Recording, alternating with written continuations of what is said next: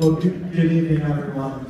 First off, on behalf of the four of us, we'd like to thank Cindy and Joseph Nunn and Dr. and Mrs. Green for tonight and yesterday. This is truly a great event, a great tribute to a wonderful bride and groom. So if we can give a round of applause for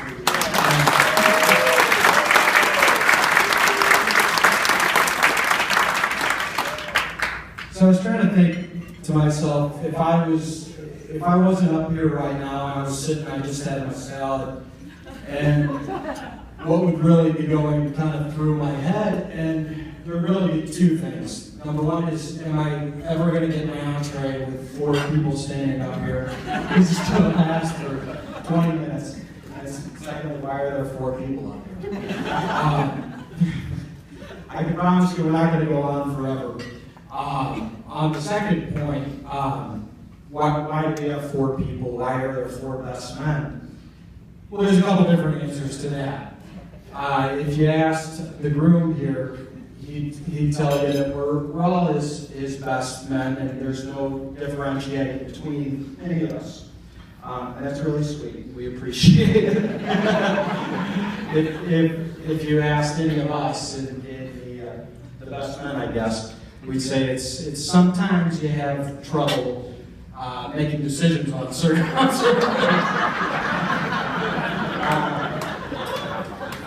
for example, we played golf this morning, and I think that was decided upon at, was it 11:30 last night? That was when it was settled. You might have noticed I didn't say his name yet, because he hasn't decided on that.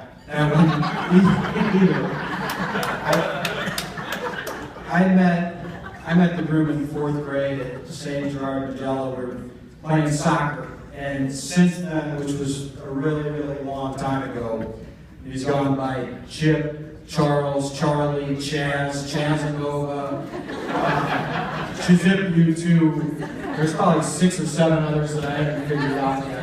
But right now we're going by Charles, I think, right? Perfect. So what we want to do today is really kind of take you through the time that we've known the groom and the different names that he's had and what those sort of meant. I'm going to pass it off to Nick Salinas, who's going to start from the top.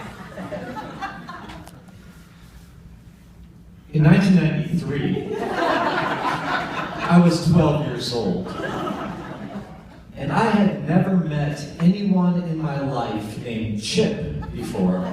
In fact, I had never even heard of anyone in my life named Chip, except for a squeaky, shy, cute little teacup from Disney's Beauty and the Beast. So naturally, when I met this Chip, I assumed he should also be squeaky, shy, and cute. Strangely enough, I was right. He was squeaky. Remember, we were 12. He was shy. He was shy. But whether or not you knew it, he was bubbling with creative juice. And those of us that got to know him very well realize this, and it's my fortune to be a great friend of Chip. And pretty soon, I realized there was much more going on with Chip than just being a little small teacup. We used to laugh for hours about all the crazy schemes and plans that came into Chip's mind. For example, when Edgar Renteria used to play for the Cardinals, Chip came up with this great business plan of starting a restaurant based on Renteria's name called Renteria's Pizzeria. And we had a jingle and everything. That restaurant never opened up. Also, there was another time that Chip came up with a plan to make fake business cards and get him backstage into a concert. This actually worked, but when he got to the band, he was too nervous to talk to him.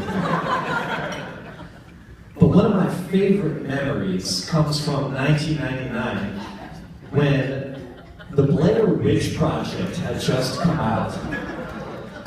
And we went to go see it. And for those of you that have never seen it, it was basically made with a handheld camera and a bunch of people running around. And when we came out of it, Chip thought and looked at us and said, we could do that. And thus, from this simple thought, was born the epic motion picture, The Town and Country Witch Project. It's too bad YouTube wasn't around at that time, because we would be internet sensations to this day. This movie had it all. It had real scenes of uncontrollable laughter, real scenes of intense anger, and real scenes of us running through the woods at 2 a.m. genuinely terrified. I mean, really, it was terrifying. But more than anything, it had real scenes of a group of best friends being together, having the greatest time. And the reason that happened is because of one of Chip's crazy ideas. So, this Chip, our Chip, shy? Well, maybe to some. But after all, who did you ever know that was shy who owned a waterbed?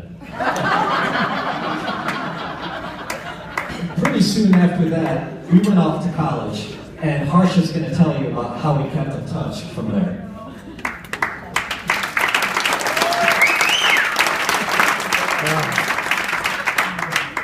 Thanks, Nick. So, the internet came out at a perfect time for a shy, mischievous, creative, cunning young man like Chip. And it was actually during the technology revolution that Chip developed his second moniker, Chizip U2. So, of course, they put the Indian guy up here to talk about chip and technology.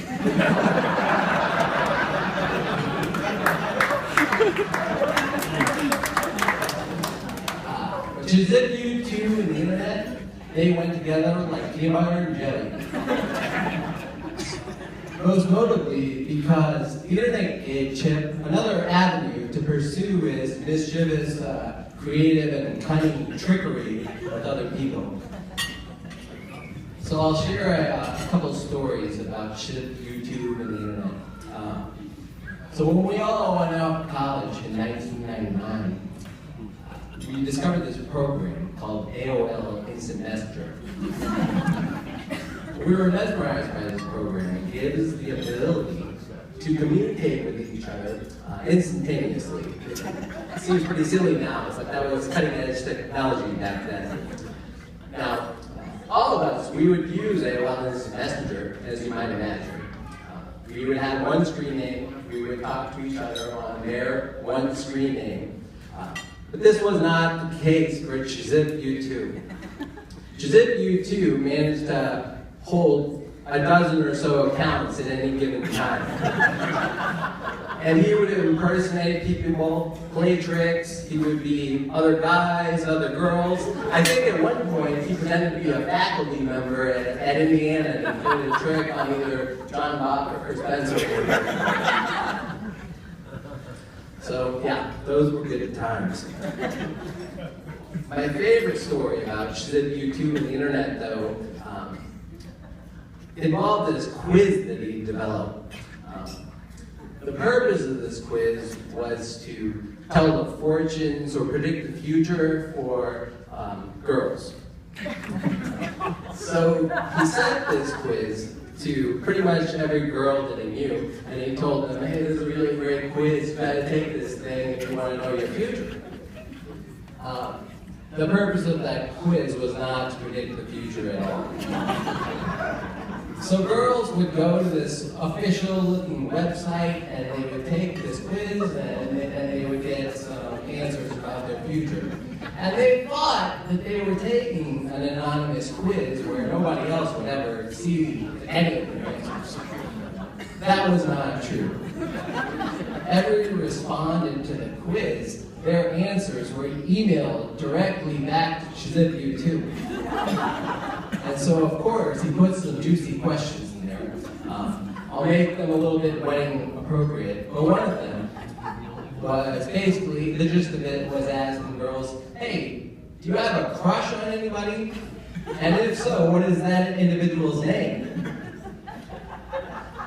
And so Chip would get the answers, and then he would tell the four of us, hey, so-and-so has a crush on me. Why don't you tell me about that? So thanks for that, Chip. So that was the Chizip U2 saga. There were a lot more names after that. You heard about Chaz and Nova. We're not going to bore you with those stories right now. We can talk about them later over a drink. But right now, I think Kevin's going to tell us about Charles. All right, almost done. So who's Charles then? Well, Charles is the gentleman that sits before us here today. All grown up, with a house, a dog, and now a wife.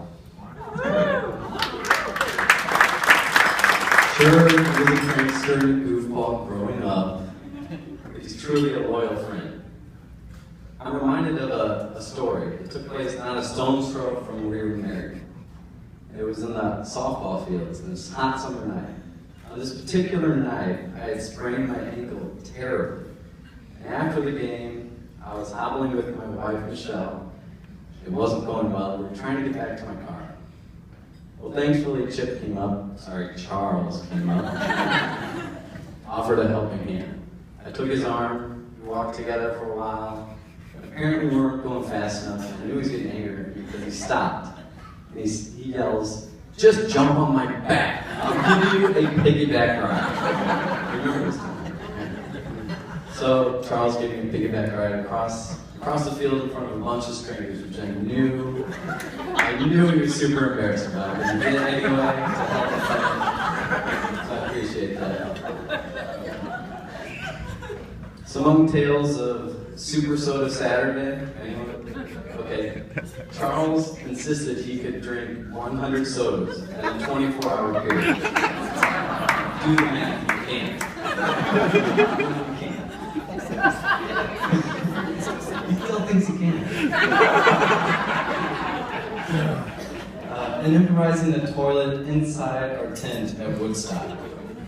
They were desperate times, okay? Among these tales, you'll find a friend who's willing to give you a helping hand, and yeah, even a piggyback ride.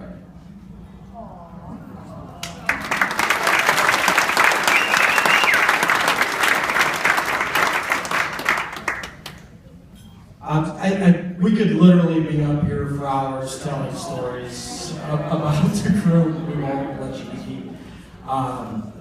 We could tell stories about him being this shy guy and then an internet sensation to the gentleman Charles that he is today. But again, we won't do that. And I know we've given him a lot of trouble tonight about making decisions and so forth. I will tell you though, when Chip makes a decision and he commits himself to something like he did to commit to be best friends with all of us up here. He puts his whole heart, his whole mind, body and soul, everything he has into it. It's an honor of all of us to be called your best men. We knew a little after you met Katrina, who went by Candy at the time, so you have a little of the same kind of thing going.